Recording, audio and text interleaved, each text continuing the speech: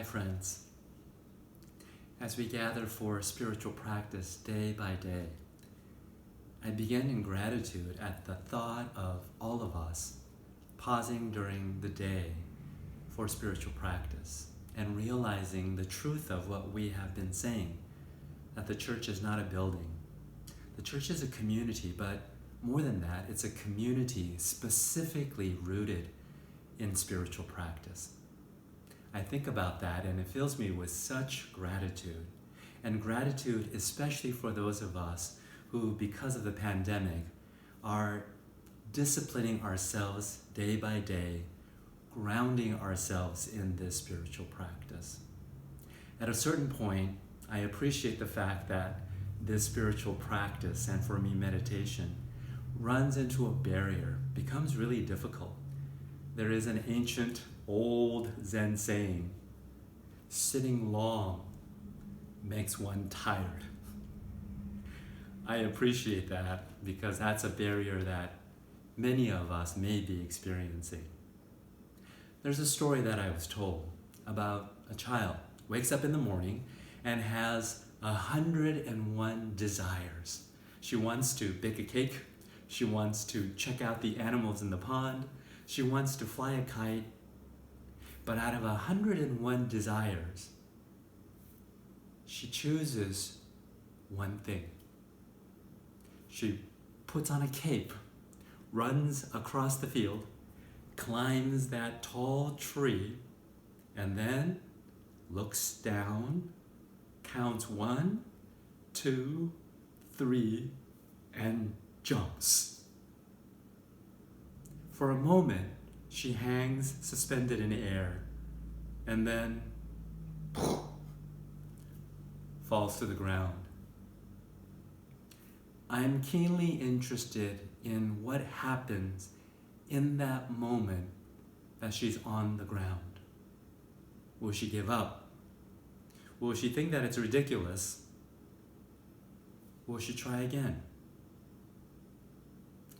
Out of 101 desires, she has chosen one thing, and she has set her intention on flight.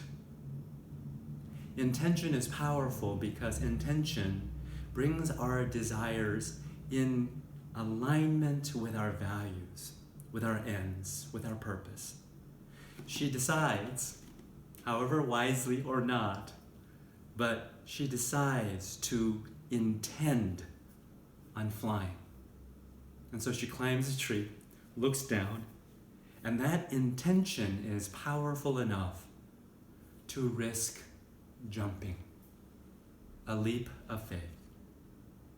And of course, you and I know, gravity takes over and we hit ground. But I'm interested keenly in that moment when she's lying on the ground. What happens to her intention? You see, efficiency takes over, or how we gauge achievement and success and accomplishment all too quickly takes over. In this world with a proliferation of desires, and in this world where we are so governed by this binary called success or failure, as these two domains loom large, I wonder what happens to this thing that resides in between, called our intention. I think for many of us, as it is certainly for me, spiritual practice and the intention to meditate, to pause, is squeezed in between our 101 desires and this crude binary called success or failure. What did I get out of it? And many times, I wonder if you and I will only intend to do those things that are more likely, more guaranteed to succeed than fail. It's at that moment that the teachers, the many, many teachers of spiritual practice, remind us about how important intention really is. For you and I, we know, friends, that the most important things needed right now for us and for the life of the world are precisely the things that feel so impossible. That's why we call this practice, right?